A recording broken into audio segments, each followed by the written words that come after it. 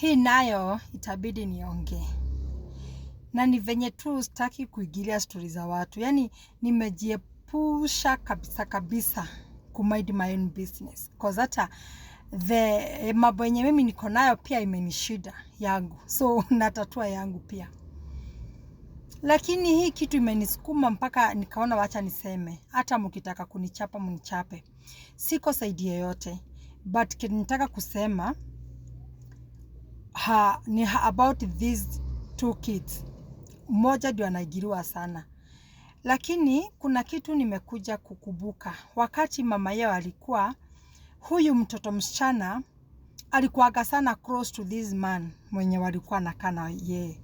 Hata angekaa, yani alikuwaga close hata even without, yani alikuwaga close sana hata kushida mamake. Mamake ungemuona amekaa kando, but huyu msichana alikuwaga hapa kwa hapa na huyu baba mwenye walikuwa nakaa na yeye.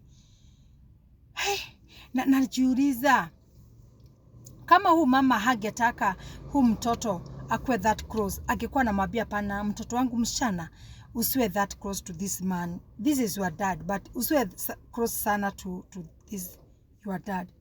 But mamake ni kama hakumwambia, hatujui venye walikuwa naishi, but kitu nimeona imenisukuma sana mpaka nikaona niseme. Nikasema hii kukua close to this man, the mwenye walikuwa naishi na yeye kwa nyumba, ilikuwa close even wakati mama yao alikuwa alive. So yenyewe hii kitu imejaa sana kwa kila mtu anasema. So mimi naona hata msichana ni kama hata sijui kama anaweza, yani sijui kama anaweza kujizuia kukua close. Kuna hata video ingine nilikuwa nimeona amembeba kwa mgogo na huyu mtoto kijana ako hapo na hakumbeba. Lakini kitu mimi najua, wakati tunalea watoto wetu wasichana, ni mzuri kuweka boundaries to the fathers. Ni mtoto wake mwenye amezaa, yes. Unafaa uweke boundary, mwambie mtoto wangu msichana, hapa ndio nafaa kufikisha mpaka. Wewe ni babako, hapa ndio nafaa kufikisha mpaka. Lakini maybe wao walikuwa naishi tu hivyo. Na tumeko hata was, hata huyo huyo si babake mzazi, ni mlezi. You can imagine mtoto baba mlezi.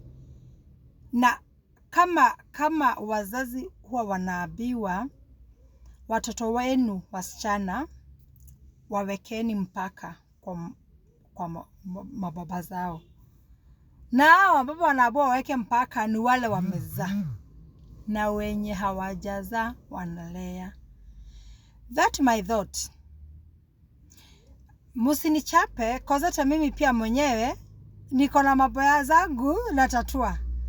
Si kusema ati mimi sasa niko hapa ati nitengeneze contact na hii story. Hapana, but nimesikia imenisukuma sana. Hata wakati nilikuwa nasikia ikiendelea, nilikuwaga nasema mimi sitaki hiyo story, hebu let me be. Cause unajua ukijiweka vitu mingi sana kwa akili inakuanga haikwagi poa hata kwa afya.